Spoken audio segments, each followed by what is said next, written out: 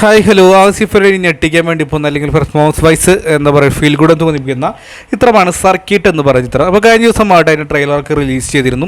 അത്യാവശ്യം ഒരു positive vibe നൽകിയ ചിത്രമാണ്. തമറാണ് ചിത്രത്തിൻ്റെ ഡയറക്ഷൻ.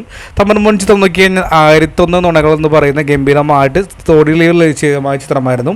നമ്മൾ സർക്കിട്ടിലോട്ട് വരുമ്പോൾ ആസിഫിനെ അതുപോലെ തന്നെ ദീപക്, ദിവ്യപ്രഭ തുടങ്ങിയ പ്രധാനപ്പെട്ട കാസ്റ്റിംഗായി വരാൻ വേണ്ടി പോകുന്നത്.